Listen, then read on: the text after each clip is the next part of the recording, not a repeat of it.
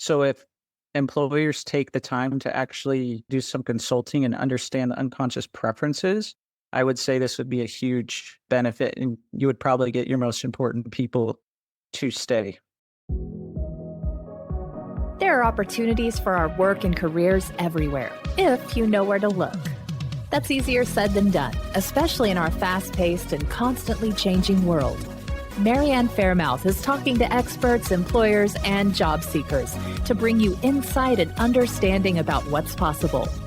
This is Career Can Do, where we're navigating the new work world. Welcome to the Career Can Do podcast, a top global podcast dedicated to helping you navigate the new work world. My name is Marianne Fairmouth, and I'll be your host for this episode. Today, I am just delighted to have a guest on our show that is a master trainer of the mind. Alex Morgan from Athens, Greece, is dedicated to helping people become the very best version of who they are. Interesting that Greece is the birthplace of Western civilization, but also has deep roots with famous philosophers such as Aristotle, Socrates, and Plato. Alex is doing some amazing things for people out there these days. He's tapping into areas that I think are really important.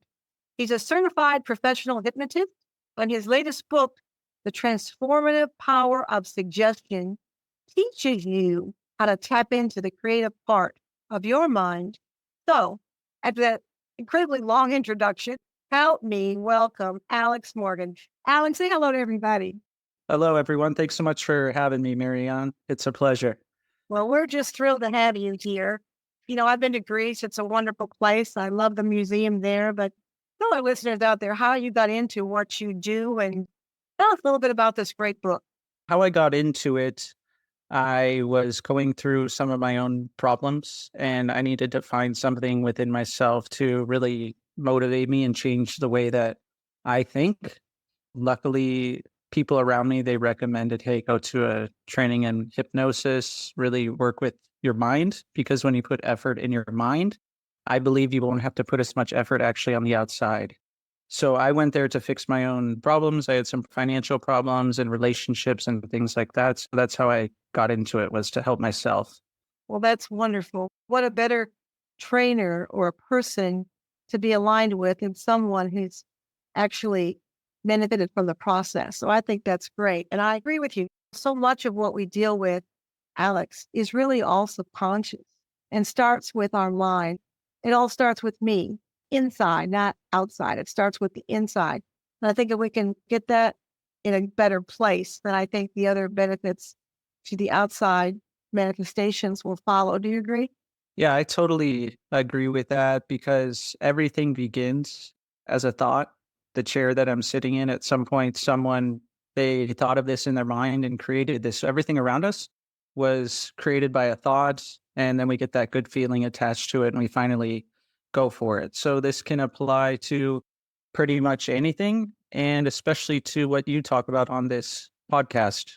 Yeah, because I think when we're in alignment with who we are and become our best selves, then we can make a greater contribution to the world around us, the work world, our personal world, like you mentioned, our relationships. So tell me about this book, The Transformative Power of Suggestion. How does it teach you how to tap into the creative and intuitive part of your mind, the unconscious mind? I mean, that sounds like an amazing endeavor. I have to read that book. I've looked at it. I mean, I did look at your reviews. They're good. But tell us a little bit about the book. It's my third book that I've written. It's all about the unconscious mind and how we can actually influence and persuade ourselves as well as others, so that we can essentially achieve whatever we want. So this book mostly touches on the language that we can use, so the way we can think and talk to ourselves to achieve certain things and command ourselves a certain amount of excellence to do that, and how to build rapport with others so we can help them do the same thing. And the one thing that it really teaches that's very, very important is we always want to do this to create a win-win situation. So we never want to manipulate or anything like that. We always want to make sure that we win and the other person wins, because that's how we get better relationships. repeat business, better jobs, whatever it is. Oh, I love that. Yeah. Because integrity is everything, being honest and having integrity is everything. And it's funny you're talking about this because I just got off the phone with somebody this morning that didn't have exact background for the job. But he said to my employer, he said, I can do this. Do I have everything you're looking for? No, I don't. But let me tell you what I do have. I have the dedication and determination to learn this and do it and be one of the best employees you've ever had. And I think that's what we call the power of suggestion, isn't it? The power of the Yeah. mind.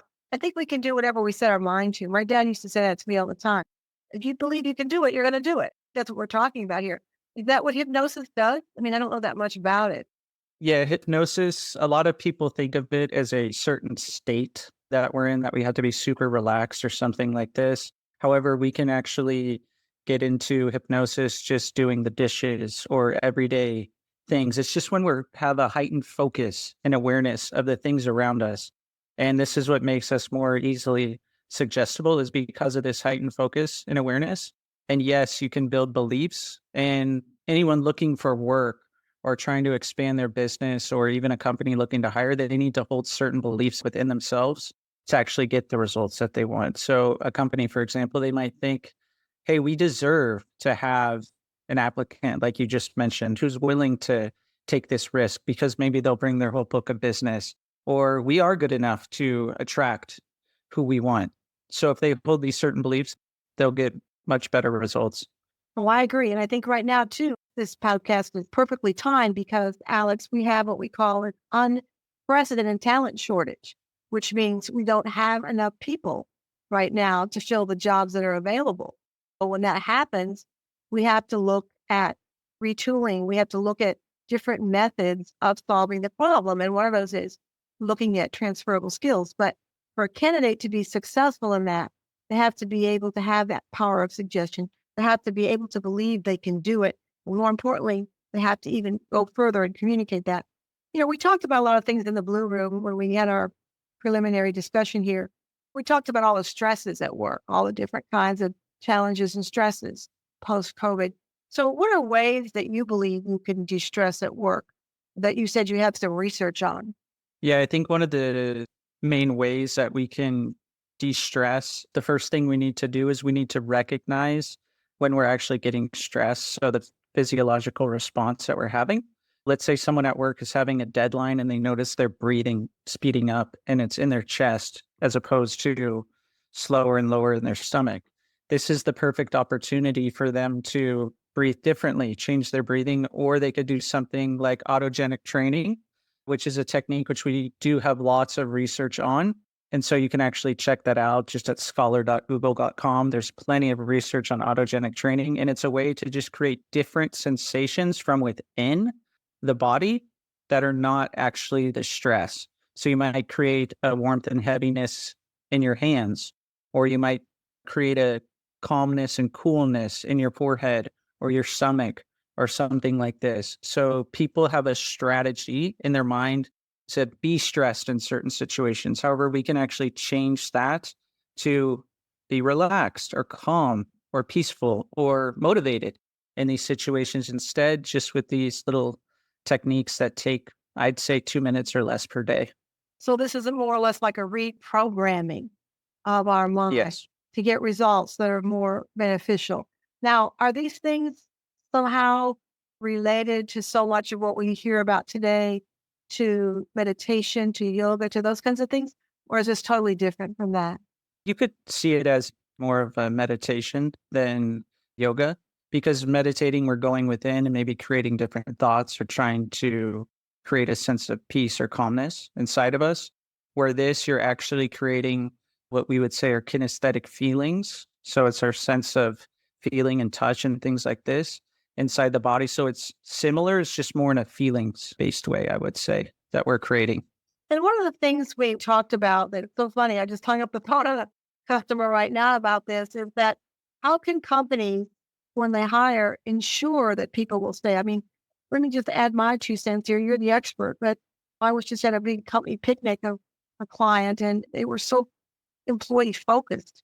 I think that's one of the certain ways for sure that people will stay with a company. But in your opinion, what do you think some of the variables could be that ensure when somebody hires somebody, they'll more than likely stay?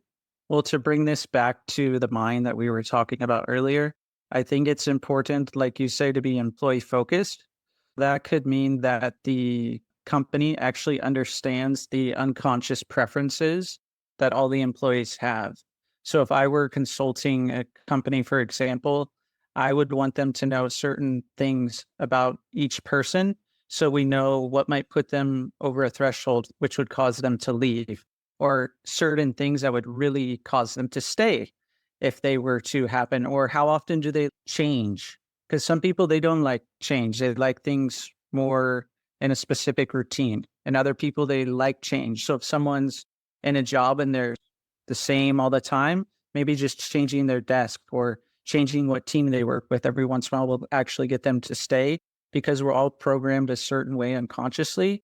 So if employers take the time to actually do some consulting and understand the unconscious preferences, I would say this would be a huge benefit, and you would probably get your most important people to stay. I totally agree. What I'm hearing you say is that get to know where your people are, get to know what's important to them. Now, obviously, we have goals to achieve as company owners, and we have to get things handled. But I think appreciation goes a long way. If somebody feels appreciated, if somebody feels understood, if somebody feels like you understand what's important to them and you try to help make that come to be, I think the people more than likely will stay with you longer than if you don't do that. Yeah, the main word there, important. If the company knows what's important to each person, they essentially know what they value, which means that they know what actually motivates all those people. So, I mean, how amazing would that be if all the people you were placing in a company, you had full faith that that company was going to be able to motivate them continuously? Of course, they would want to be placed in that job. I mean, I'm excited just talking about it. So I think that's really important as well, that specific word, importance. And then you talk about three beliefs you think a person needs when they're looking for work or when hiring. What do you think those three beliefs are? People need to think that they deserve it. This is a huge belief, because the thing is we were all born limitless at one time. And from 0 to 7, we essentially walked around like a sponge, a little unconscious mind, picking up a bunch of limitations of other people.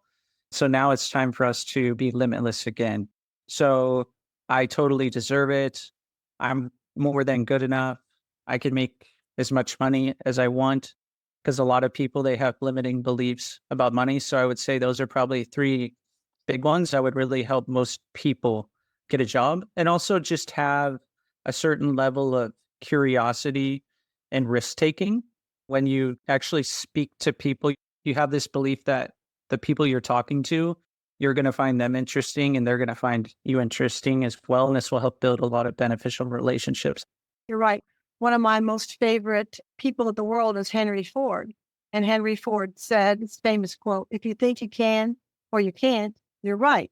So again, that all starts in the mind. It's your belief. It's that power of suggestion. Correct me if I'm wrong. That's what I'm hearing you say.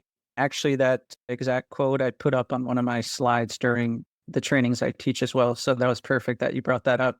Great. So we talked about this in the Blue Room a little bit, Alex. There's a real challenge right now with remote work.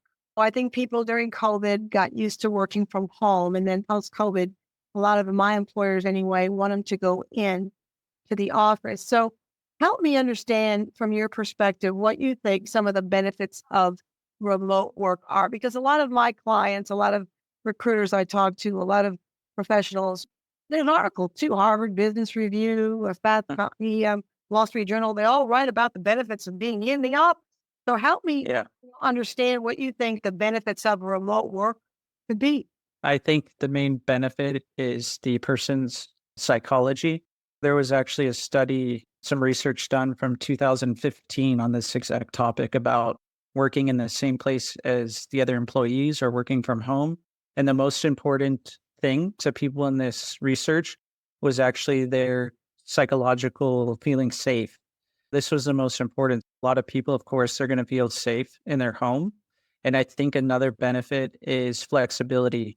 The more we get into remote work and the more we kind of reach this tipping point, because sooner or later, maybe remote work is the absolute norm. And that's where everyone's going to be starting work. We don't know yet. However, this means that companies may start to let people work and start at any time of the day as long as they're meeting their numbers or their KPIs. So I think flexibility and having that feeling of safety and security, having that state of mind are two of the biggest benefits for people. But I think the other variable that I hear a lot about from my clients anyway is the word accountability. How do we make that accountability when you're remote? How do we make that so that people understand you got to be accountable? I mean, do we have more Zoom meetings with people? How do we enforce that accountability? Because that's what I hear anyway from my clients they have a challenge with. Yeah, I mean, Zoom meetings are one option. You can have catch-up calls with the team. For example, I know people, they work from home and there's certain metrics that they have to meet. It's pretty cut and dry whether they meet these certain numbers. This is another way to hold people accountable. Just like they were in an office, they would have certain numbers and things that they would have to meet. Depending on the job, if they have to be on the phone or something like this, they may have to have a certain amount of calls going out or a certain amount of time spent on the phone. So there is ways to track these things as well, even from remote setting. I believe when we talked in the Blue Room, you're originally from the California area, but you now live in Athens, Greece. Do you feel that you still are able, living in Athens, Greece, to have those contacts with people back in California and the US and not lose any kind of relationship power and all that kind of stuff? I love Athens. Yeah. I love it there, but I applaud you. It's a big step. Move all the way to Athens. Have you felt like it's been positive for your career?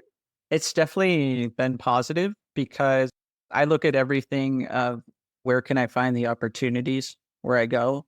So I was able to find some different opportunities here for me where I can still have contact with the States. I can work with local companies here as well as have clients from different parts of Europe and still in the US. So it works out to have contact with everyone. And it does make it easy with Zoom and other things and messaging apps and things like this. The only thing is California, for example, it's a 10-hour time difference. So it's not always ideal to speak to certain people. You figure it out though, as you go. I've been here almost 3 years, so I have a pretty good grasp of it at this point. That's great. Something else we talked about too was you said experience doesn't always matter. Someone with 20 years of experience can have 1 year of experience repeated 20 times. What does that mean exactly?